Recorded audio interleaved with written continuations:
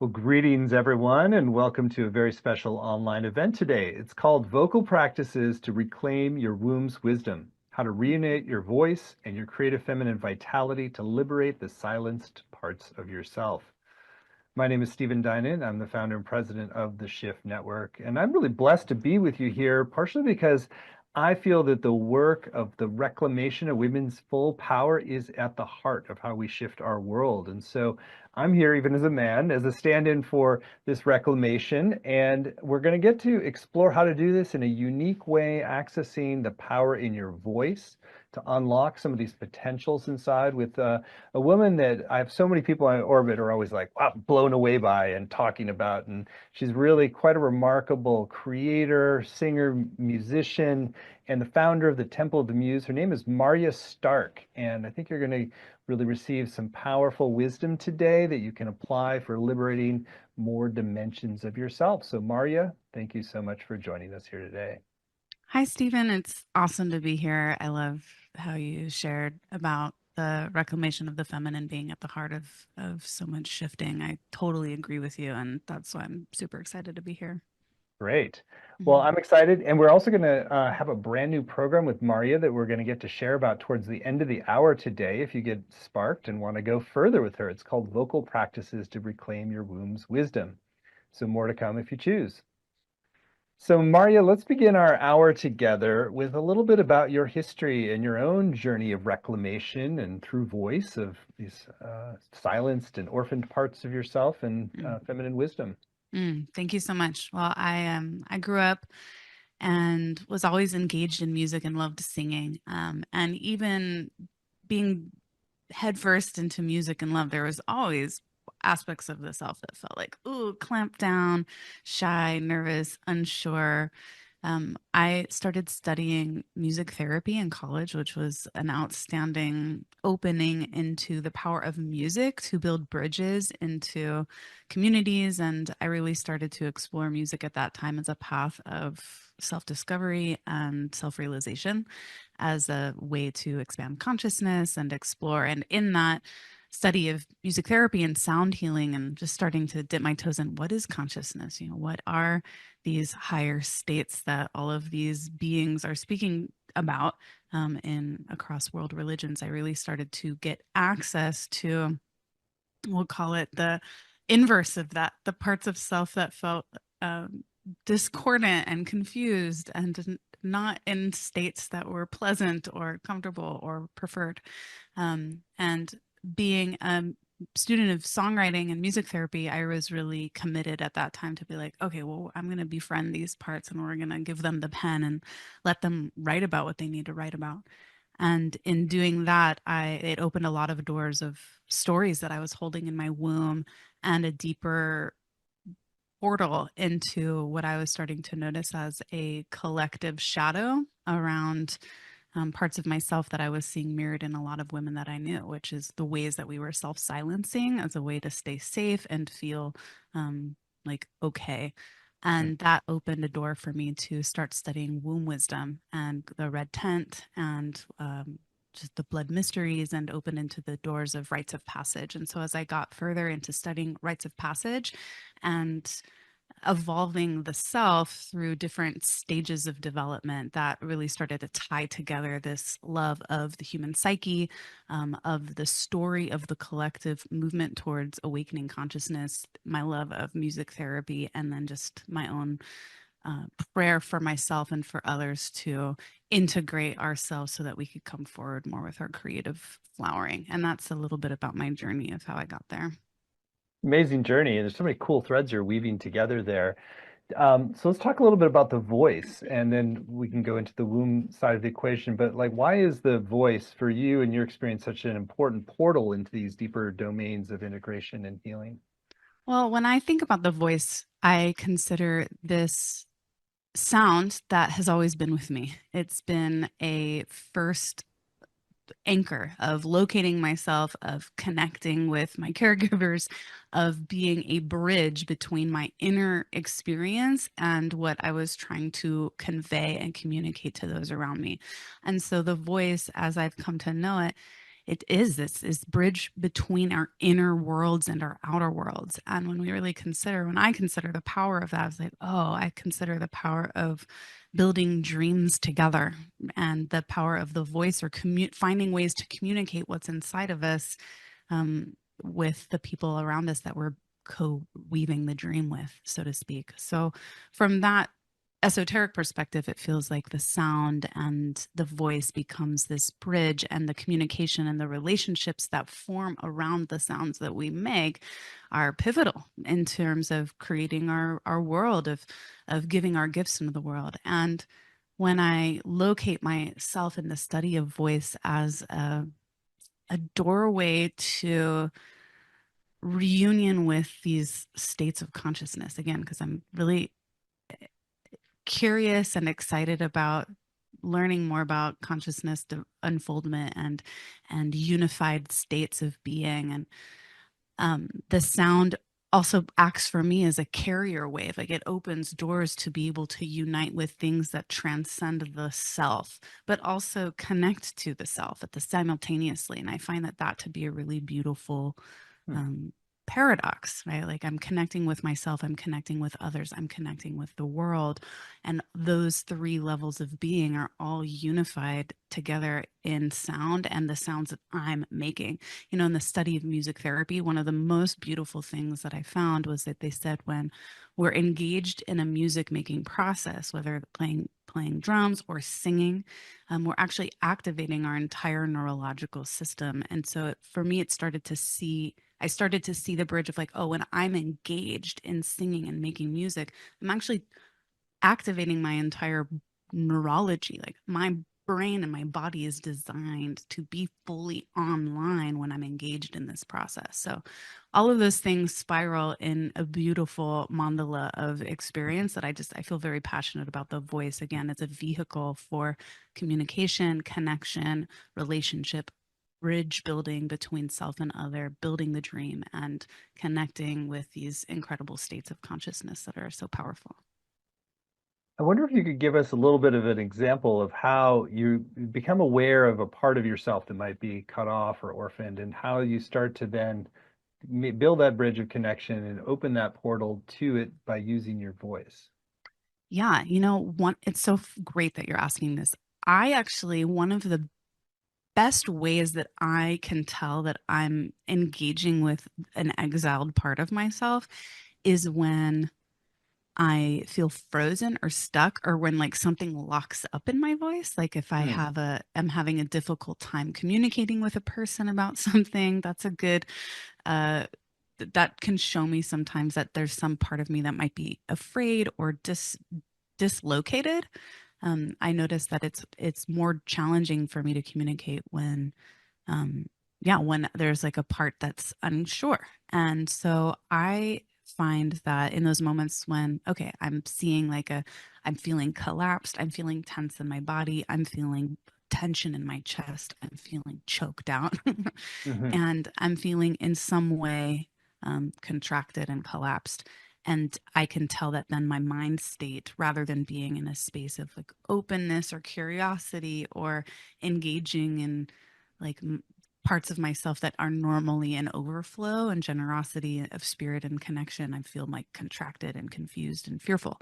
Um, those are good signals for me that I'm in one of those places. So the question that you asked is, how do I use my voice to go and recover those parts? So one of the practices that I love to do for myself is, as soon as I notice I'm in a dysregulated state, or a um, disconnected, disoriented state, um, I'll take a minute to take a deep breath and close my eyes and actually just start humming into my chest.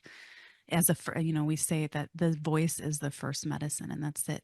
To say that when we actually get into dysregulated states, we can bring our breath into a slower pace and start to hum or tone into the body, and it can actually start to down regulate our whole system and activate a homeostasis within the body immediately. Toning does it right away, and humming. So as soon as I start to notice, oh gosh, I'm confused, I feel lost, I feel overwhelmed by this conversation I'm going to have with this person, I take a deep breath and I'm like, okay, let's locate myself first and foremost at the seat of my heart. I'm just taking a deep breath into that.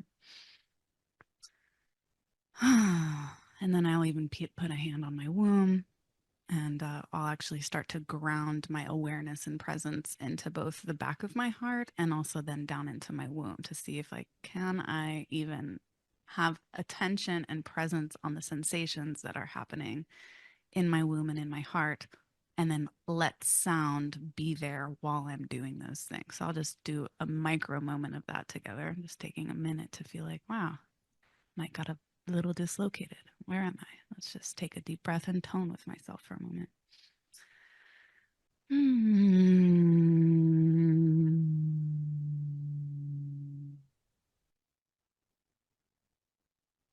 And even one moment of that, Stephen, will will do something so powerful to shift the state. Because if any way my frontal cortex was shut down over stress, or I was having like ooh, little buzzing parts of me feeling confused, just taking a deep breath, humming and toning, and dropping my presence and awareness down into my womb, my lower dantian, will automatically, for me, create this spaciousness in my heart and spaciousness in my mind stream, and actually bring online more of my kind of adult, mature aspects of self that can kind of hang out with these dislocated parts of myself and be like, Hmm. cool, what's going on? Start getting curious with them, asking what they need. Did they get scared? What happened? And we start to locate ourselves together Hmm. with the sound. And there's just something about the sound that if I just sit with my tone for a few minutes, it'll just start to calm everything down and bring those parts of myself forward, and we can have counsel with each other, so to Hmm. speak. Yeah. So that like the toning and the voice work really kind of build the inner resource to then create the space to work with whatever part has been orphaned or Totally. off. Yeah. So then how do you start to, as you've kind of centered in that more adult ground, if you will, and then it's Mhm. like the orphan part, how do you then deepen dialogue with your voice with a sort of a interplay between the two? I mean, all kinds of ways. This is where it can get really fun because there aren't any rules when you bring the voice to create. Sometimes I'll let that part of me, like if there's I just connect with this like 14-year-old bratty part of me that just like is tired, doesn't want to be told what to do. Like I'll just let them for a moment maybe sing a song spontaneously about like, I don't want to do that. I don't want to do that. And just to So the like 14-year-old gets some airtime. All right, she's got the mic. she just gets to have a moment to discharge Uh-huh. whatever has been building it up, because it's the thing, it's like when we push it away then it makes it bad, and that's where the tension builds, and there's just it lack of congruence. But you give her the mic for a minute and she can just like rattle off some vibes, and if I can't put words to it yet, it might just be like, wow, I feel stressed out because a little part of me's scared. We might just lay on the floor for a minute and open the sound, and like, what does fear sound like here? What does overwhelm sound and feel like? And if I can't put it in my voice yet, can I like put it in a growl and like kind of go, and there's something to creating sound to connect to it for a moment, because I feel like some of these other energies, these younger parts, these exiled parts, sometimes they're really in the background, they're in the subconscious, they're in these like other parts of the body that, if for me, I sometimes feel like there's energy that's trapped and a little bit stuck, and so I almost need to give it space to make weird sounds in order to like match the energy of the charge of the Hmm. frustration or the energy. And then once there's just a little bit of energy moves, um something else can happen, something else can arise. Like if I'm really scared and I just give myself some soothing sounds and I'm really mad, and then I can be like, cool, I'm gonna like rage a little bit with some sounds or stomping, and then when I like rage and stomp for a little while, then I feel really creative and fun, like now I'm having a good time. And I have access a little bit more to vitality and almost like creative problem solving that just wasn't there before. And again, this is for me, this all relates to like when we're in a dysregulated nervous system state, our frontal cortex is shut off and we're collapsed into these like younger, baser parts that are just sort of like in survival mode. And when we bring in that toning, that homeostasis, it starts to calm down the nervous system. It activates our frontal cortex. It brings on these problem solving skills, creative thinking again. And you've gotten to move some of this energy that's been bound up. And I find that through progressing through some of those stages, sometimes all within a few minutes, it's like sometimes like a little bit of scared, then get a little growl on, then I'm like singing open to the cosmic channel and all of these creative ideas that were kind of hanging out in behind the scenes for a while, but they were frustrated. They were getting stuck because some of these younger parts maybe felt like, oh, I'm not safe. I feel scared. I don't feel totally in myself to let that out. And for me, I know that that builds up as a frustration for a lot of people actually that I know. They like want to have access to those parts of themselves, but they're bound by all of these unexpressed emotions that sometimes we build all of these, you know, strategies to hold back those emotions. And this is where I feel like the work of this course and this like singing and with the womb work in general, it starts to unlock some of that. Like, okay, how have we created these shells around our expression, held ourselves back because we thought for a second that would be safe, and then bring some sound and movement into that. And then all of a sudden, whoa, parts of me that have been just cut off start to reconnect, and all of this energy surges back. I work with so many people. They just start moving sound in weird ways.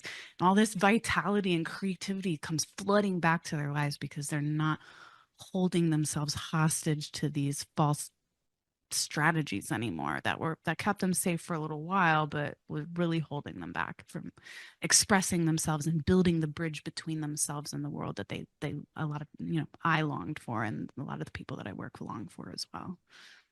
I love it. And it's like you're transforming this kind of fear and separation into a more playful unfolding by giving yourself some space for that. Yeah, and like making space to sing, funny words or write songs or just howl, just a good old fashioned howling really goes a long way. Women who run with the wolves, quite Uh-huh. literally. That's right, exactly. So let's talk about specifically about some of the female aspects of this or the womb Yeah. aspects of it. So you referenced the Dantian, and there's a lot of lore around the gut, and all of that is sort of a center of wisdom, and the nerve plexus around that.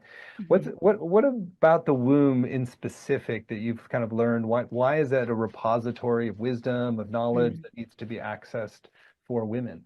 Yeah, well, I will say that when I started studying about the womb and the cadence and um, we're going to call it the magical clock, this mystical clock that of natural time that lives inside of a womb, through the monthly menses cycle and also through the life cycle of a womb through first menses and bleeding and holding the blood at the end of life, and just to see the full phases of birth and all of the developmental stages and ages that humans go through, not just women, but they're all shown in the mysteries of the womb.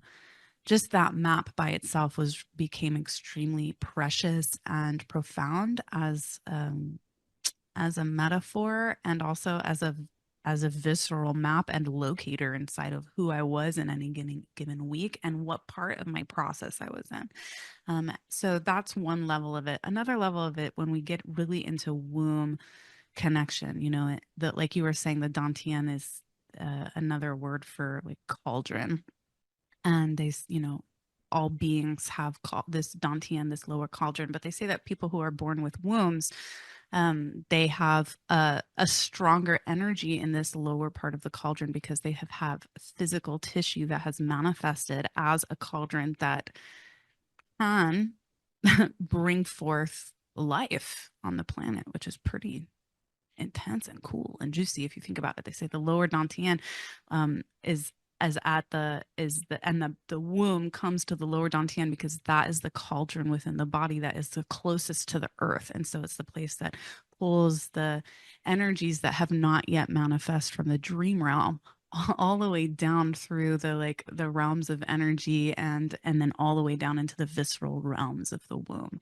So regardless of if your womb specifically is going to bring forth a child or not, it's not really matter. It's just but like the the potency of what that part of us is capable of. It's really powerful. So when I started connecting to the womb as a center for brewing the dream, as a cauldron for alchemy, both personal alchemy as I navigated all of the phases that I would go through each month and through each season of my creative process, the womb became a place where I could ground myself, ground my presence and attention inside of that alchemy of self. And then also as a way to actually locate myself in my body because a lot of women, a lot of people with wombs especially in the West. I can speak as a Western person that I know this for myself is that there is a huge disconnect for many people culturally and habitually from having a strong presence inside of our womb. There's a lot of reasons for that. There's different disconnects, fragmentation that happens through cultural imprints, through fear, through the taboo of the blood, through just lack of education and confusion around sexuality.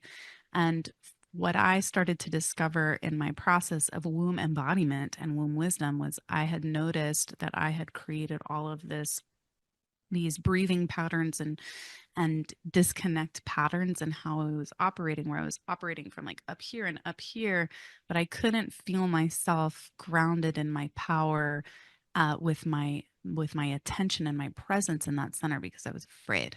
And there was so many reasons for that, that over years of womb wisdom and cyclical wisdom studies and creating from this place and moving energy from this place that had been locked and bound up as a way to protect myself from intense emotions of frustration and rage and loss. You know, there are reasons why there is disconnect there, but to have a space to safely metabolize that and then invoke the primordial potency that exists in this cauldron again of magic that is a part of our birthright to be able to be abiding and sitting in this place in ourselves, both metaphorically, but also physically and energetically through some of the practices that I share and that I love, both that are informed by some of the Taoist lineage. We talk about the Dantian as the cauldron. That's a Taoist Mhm. word for this cauldron and some of the breathing and soft meditation practices that actually ground us into this place. They say that when you are grounded in the lower Dantian,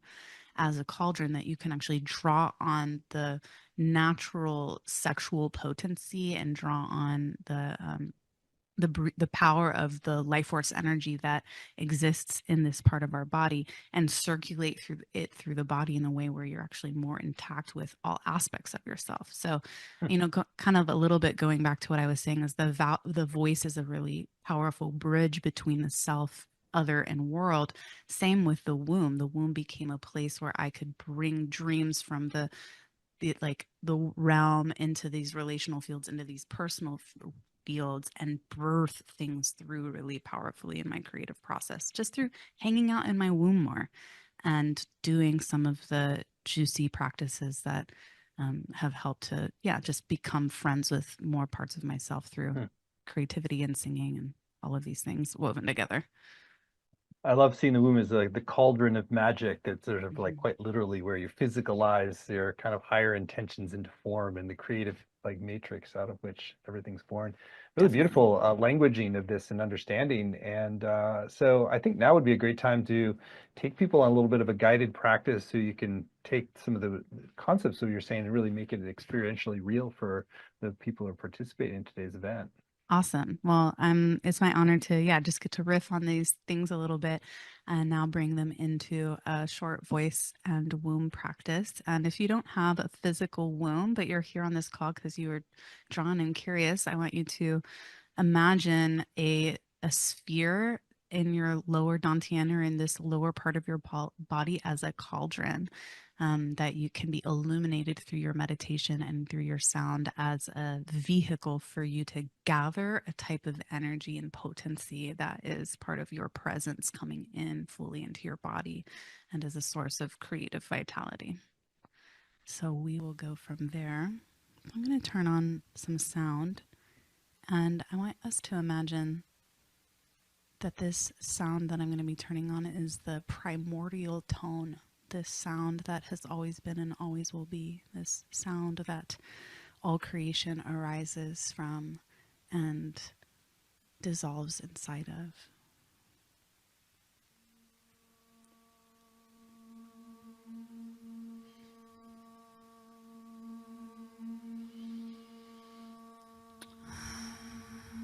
And just taking a deep breath into this primordial sound and seeing and feeling this sound as something that is moving through you and your instrument.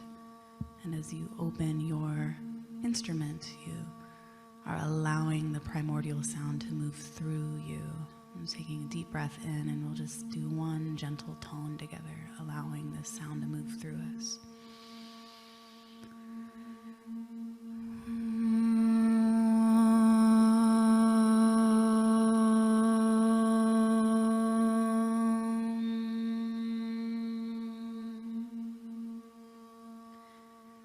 As you are in your seat, I invite you to bring one hand to your heart and one hand to your lower dantian, your womb. And with this next tone, we're going to bring in a gentle hum into the body, as if we are allowing the hum of the primordial sound to nourish us from within. Taking a deep breath in, letting that hum nourish you from within.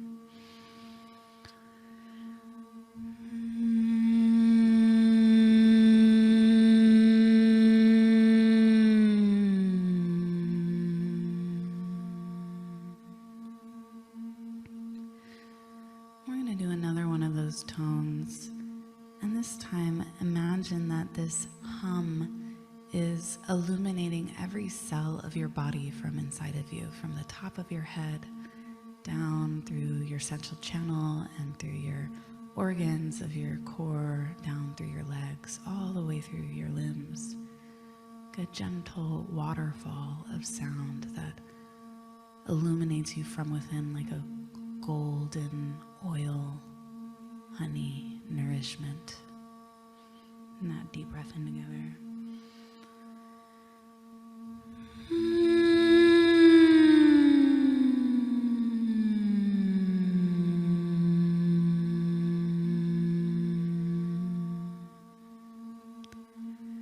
So we're going to do 3 more sounds like that, and just following the sound of my voice, finding your own voice, connecting to it, filling your inner landscape with a warm golden elixir. It just comes right from this primordial sound, illuminating you, your body from within, nourishing all of the cells of your body. And 3 sounds like that.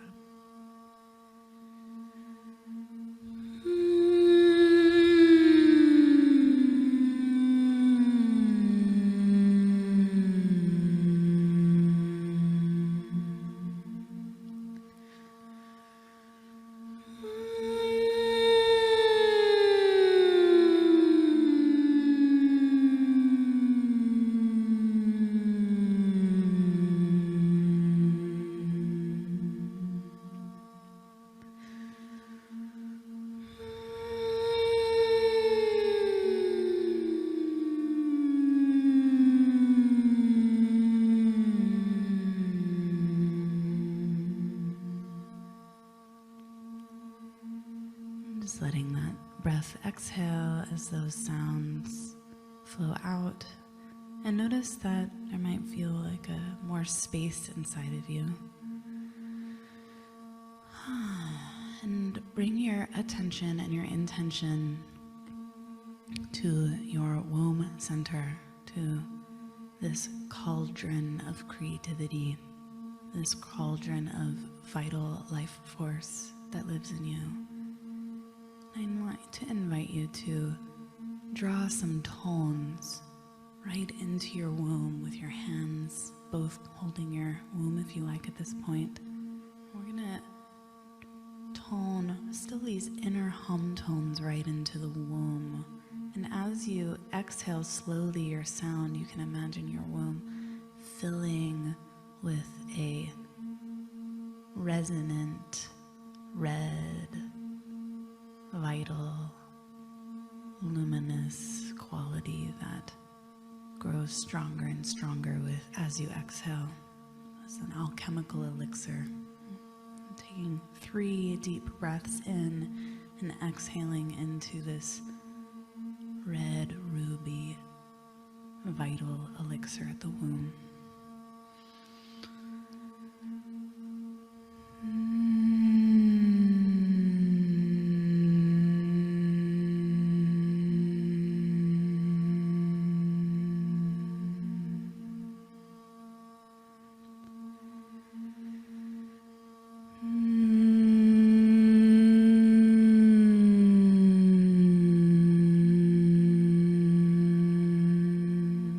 Growing brighter and brighter with each tone.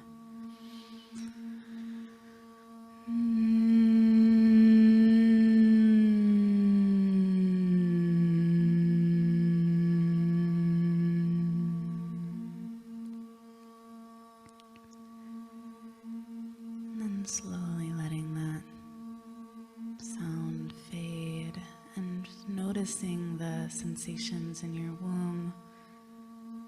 Imagining that this cauldron has been filled with a beautiful, deep red elixir of vital life force energy, grounding you in this space of your being.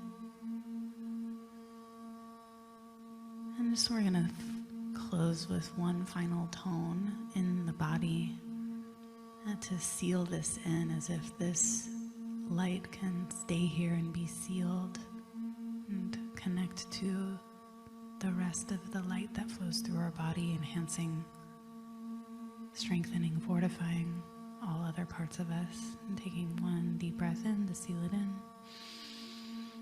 and releasing on one final tone.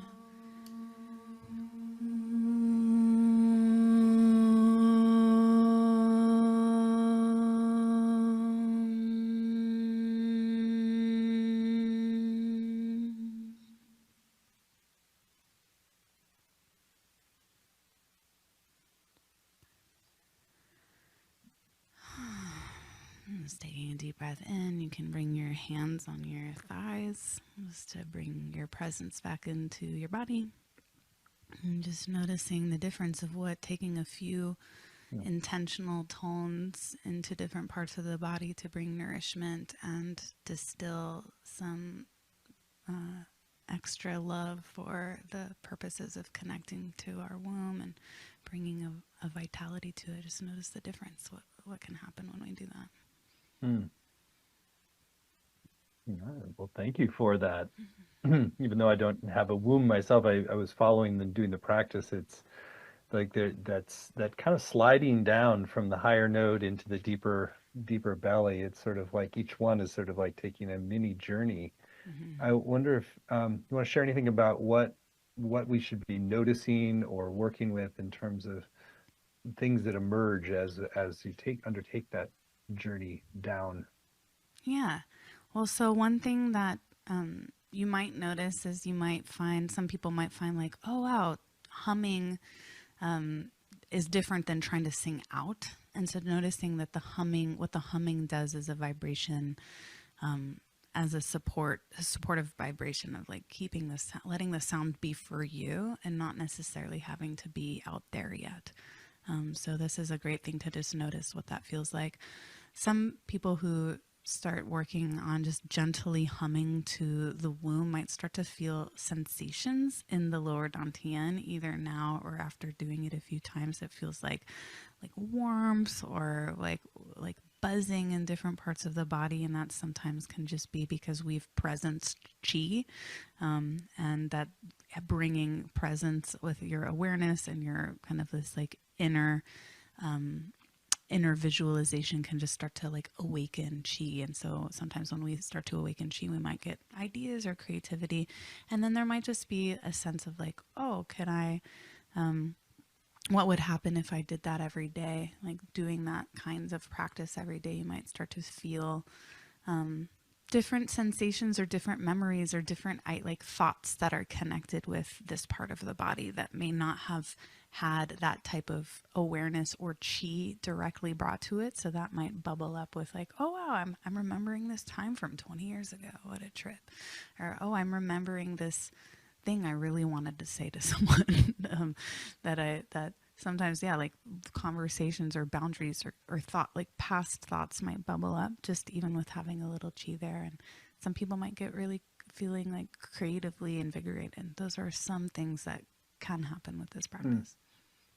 You had spoken a bit earlier about how you can have these orphaned parts or parts that have been kind of split off. When you're doing a vocal exercise like that, how do you sort of notice that there might be things that might be, oh, I'm a little bit cut off there, or there's some part that might be Yeah. a Well, little bit some people orphaned? might even find like tension. You're like, oh, that was harder. I didn't really feel it. Or am I doing this right? Or like, oh, it feels scary to actually sing there. And so those kinds of things are also really normal. Like if the practice feels like, oh, I didn't do it correctly or I didn't feel anything, like that's okay. These types of that kind of visualization can sometimes take some time. But if like a little part comes up of like, oh, that feels scary, or like, oh, I shouldn't be doing that. Like sometimes we might have judgments come up around our sound even as like that becomes like a way to see like, oh, my sound is weird.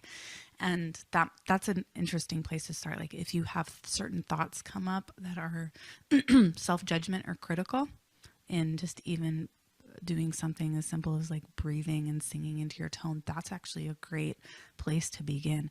And I would recommend like taking a journal, like go and hanging out with like, whoa, what's actually coming up? What did a memory come up, or did a judgment come up, or did some part of myself be like, ooh, not feel like that was okay, or like that, like just whatever might arise. And I would say sit down, journal with it.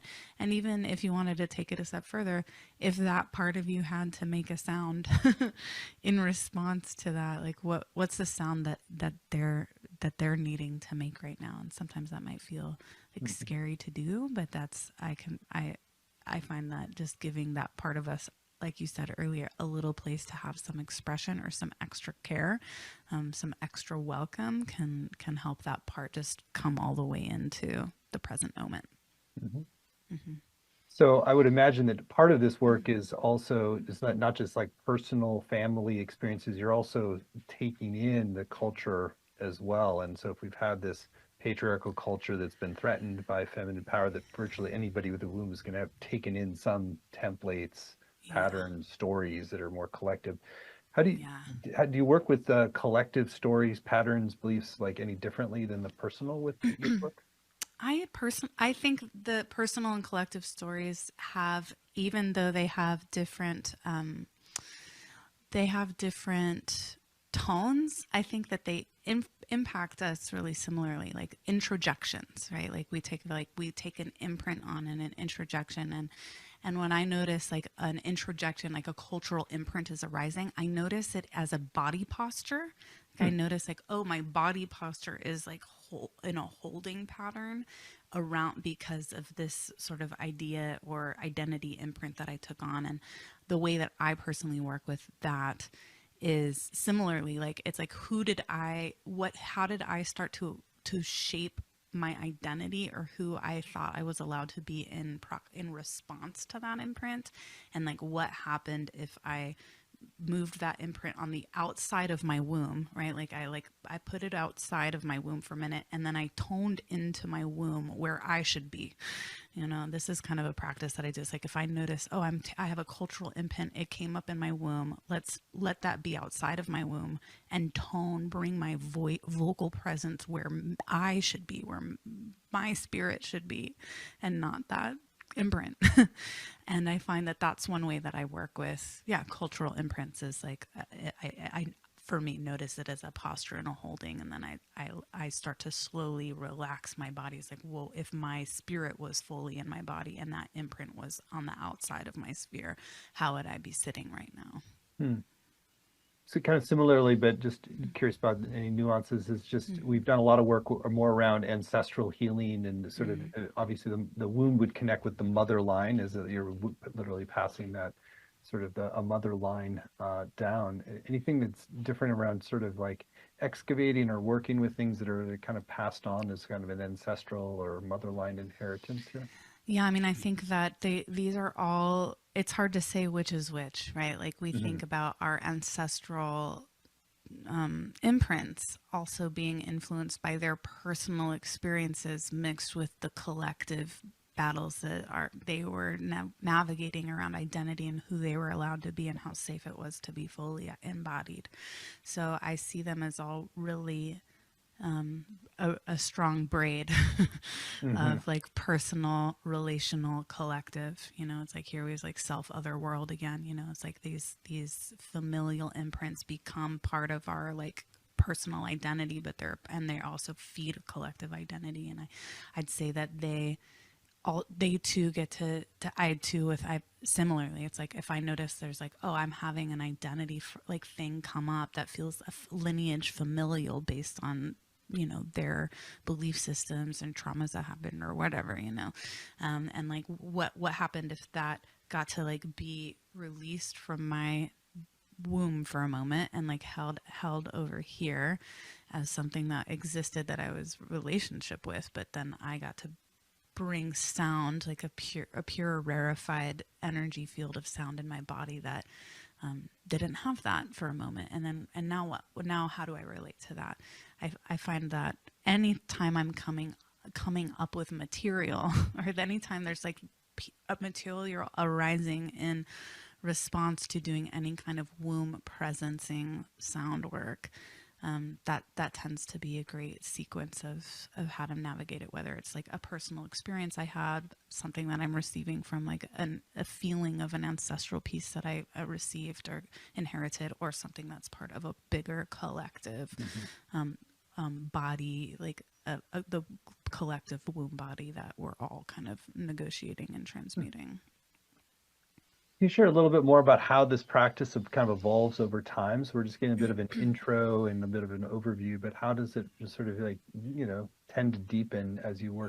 work further with people? Yeah. Well, I've been doing practices like this for almost 20 years now. And it's built for me in, I think, really similarly, like when I started to notice things that were just really about my immediate experiences. And then I started to really unpack and understand the rhythms and the cycles that were happening for me and on a family level.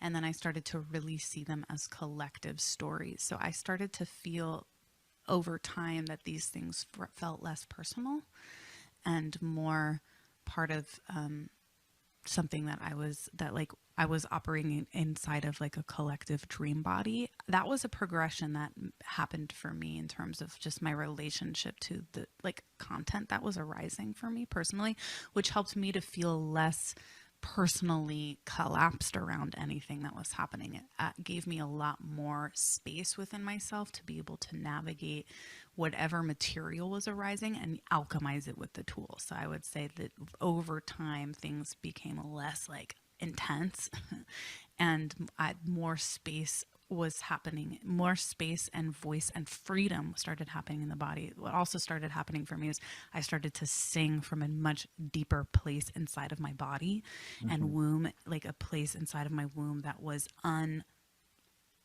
untethered or unrestricted by these previous like personal wound stories, matrilineage wound traumas, collective narratives around what it was okay for women. Like those, all of these various shells started to have less grip on how I felt inside of my voice and inside of my body and inside of my creative freedom. So I would say that over time practice doing these practices, you get to like my hope for people who to do any kind of voice and womb healing work and opening of the voice is that you get to experience more personal liberation and freedom from any kind of stories and trips that have previously held you back.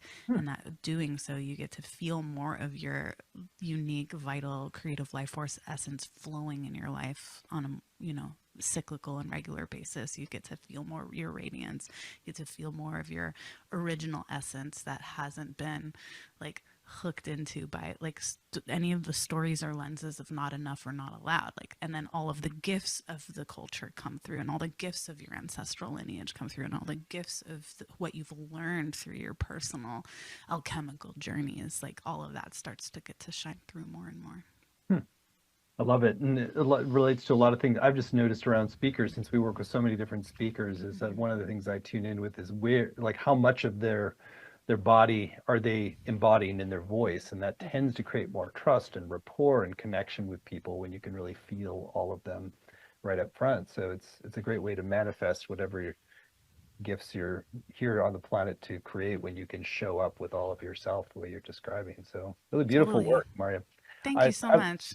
I love what you're talking about. I think it's really important and relevant. And so let's talk about how people can go further with you, since I think it's a unique opportunity to harvest all the wisdom that you've been accumulating over the last few decades, and how to do this. And you're an amazing professional vocalist, as well Mm-hmm. as this kind of voice healer as well. And so it's a really unique combination you're offering. So let's talk about that. So we're really blessed that Mari's agreed to teach a brand new program for Shift. It's called Vocal Practices to Reclaim Your Womb's Wisdom. Reunite your voice and your creative feminine vitality to liberate the silenced parts of yourself. You can find it at the URL wombwisdomcourse.com, wombwisdomcourse.com. There's no prerequisites for this. It's 7 weeks of exploration of new dimensions of yourself, a reclamation of different parts that might have been silenced or orphaned in some way, and a chance to kind of line everything up so that you're bringing your full self forward in a very free and expressive way, as Maria's described. So, Maria, I'd love for you to share a little bit more about your intentions for the program and what people will come away with, and then we can go through the modules and give a little preview of what's coming at each. Thank you so much. Well, I'm super excited to share this work with the Shift Network. I've been doing iterations and variations of this work for many years. And so this actually does feel like a really potent distillation and culmination of that.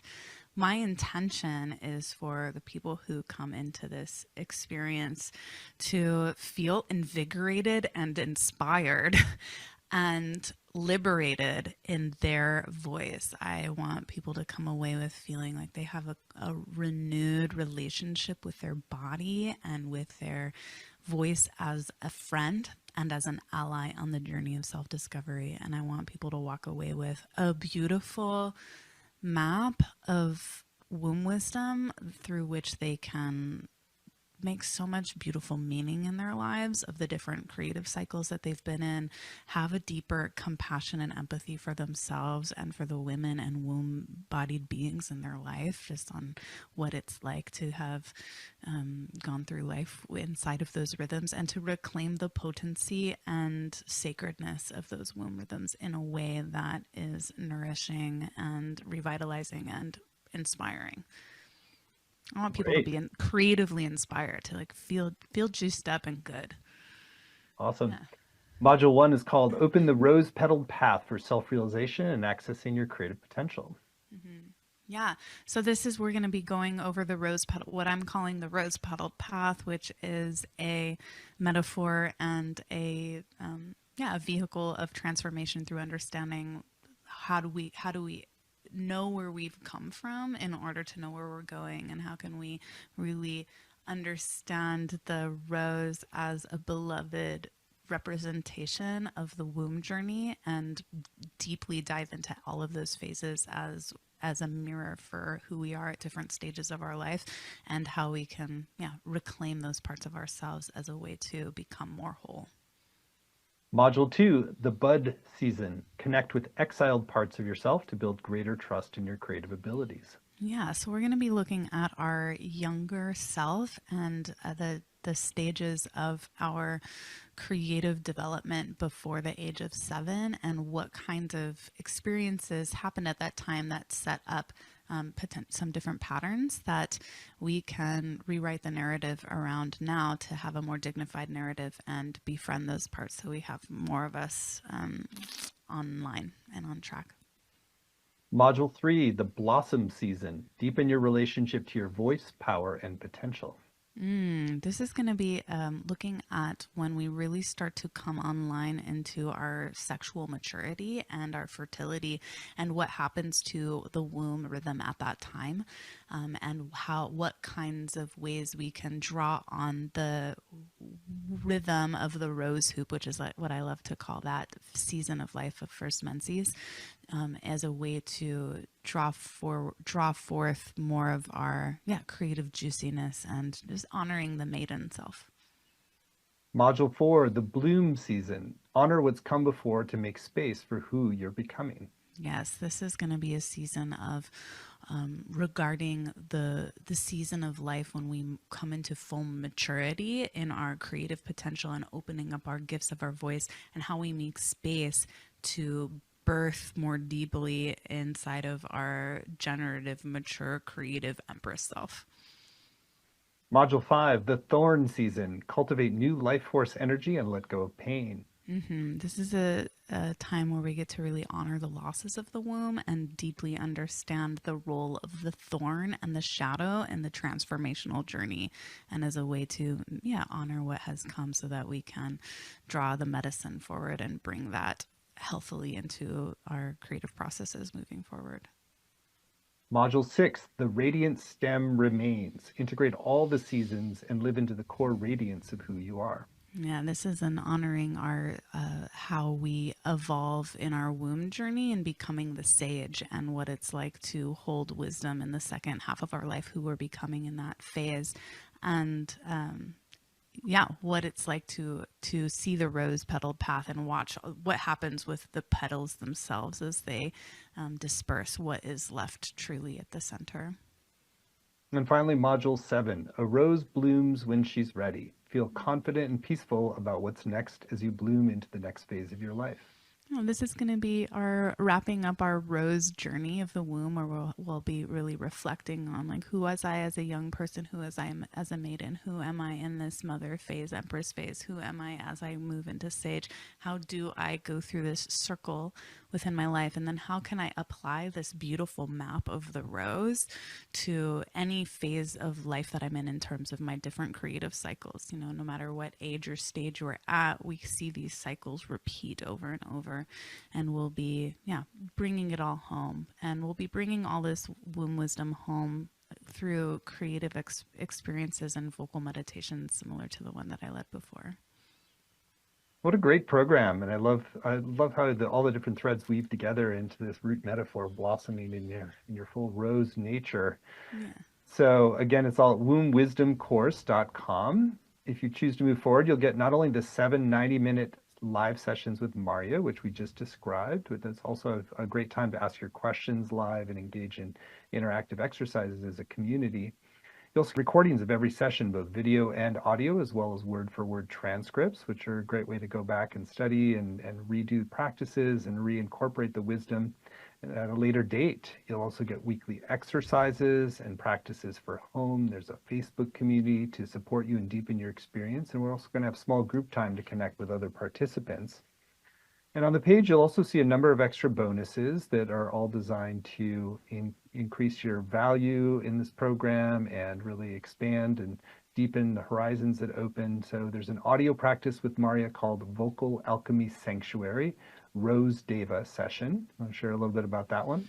Yeah, this Rose Davis session was a meditation that came through as a direct relationship with what I'm calling the Rose Deva, which is the presiding spirit of the rose. And so that's a really sweet vocal practice that takes us through receiving deeply the fragrance of the rose and the medicine of the rose as a balm that we can bring into our voice practice. So really, if you want to feel what it's like to sing and merge and fuse your voice with the spirit essence of the rose, that is where we get to do that.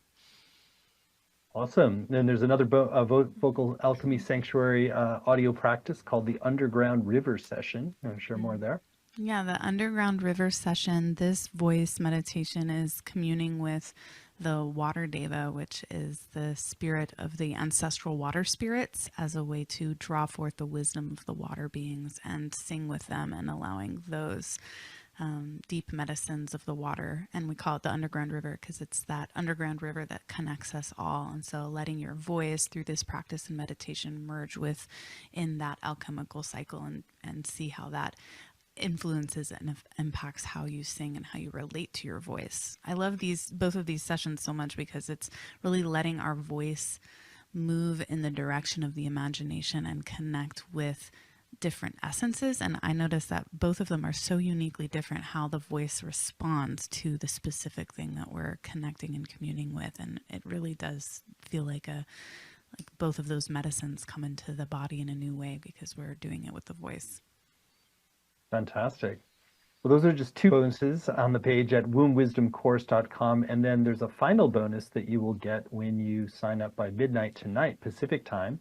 This is our way to encourage you to really take the time to tune in now with your own inner wisdom, and particularly your womb wisdom, about if this is the right next step for you. And if you do sign up today, you're going to get an audio collection from Marya. It's actually a digital discography. You want to share a little bit about that special bonus folks get when they sign up today? Yeah, I've been producing music for many years, and in that discography, you get all of my albums. I have 10 albums there. And what's unique about this discography is that there's also some secret tracks that only exist there that aren't available for on any streaming sites or on Bandcamp. And I also have a couple of songbooks and creativity worksheets that are there as well. So if you want to take it further in your creative process, I've made some really wonderful workbooks that are part of that. Incredibly generous to make that the special bonus that folks get when they sign up today. That's a lot of creative output all in one place, and I'm sure incredible inspiration for each person's own creative journey. Mm-hmm. So this whole course is really very accessible and pricey. It's just 3 payments of $128, or you can save 10% when you pay in full with one payment of $349. The course is going to start on January 29th and run Wednesdays at 5 Pacific, 8 Eastern. But even if you can't make the live times, you can still get the full value with the recordings, the transcripts, and the community as well.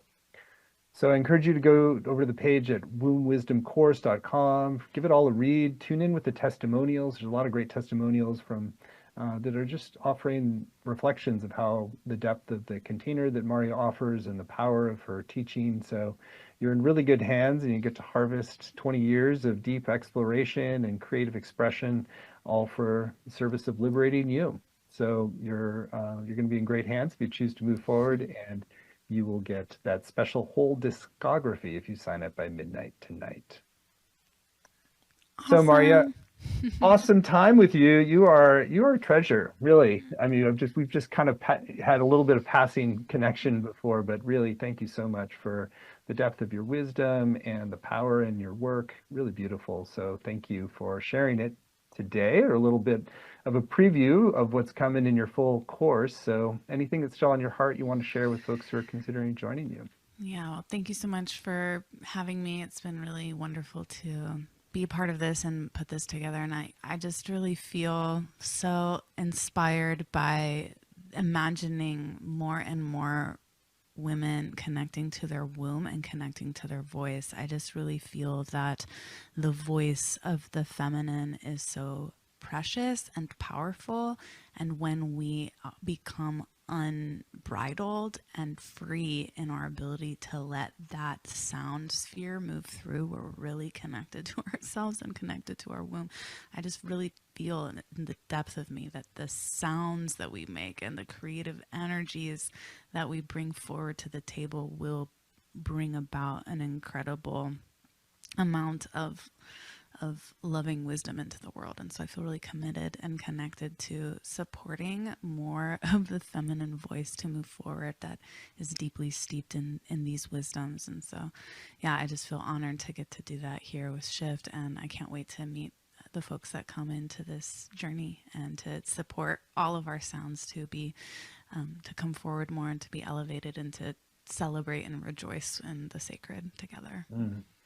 Well, amen to that. Good medicine for the world. And thank you for your time and wisdom today. And if folks you'd like to go forward with Marya, you are welcome to do so at wombwisdomcourse.com, and you'll get the whole discography when you sign up today. So Marya, thank you so much. Many blessings for joining us. Thank you so much, Stephen. All right. Onward. Bye for now. Bye-bye.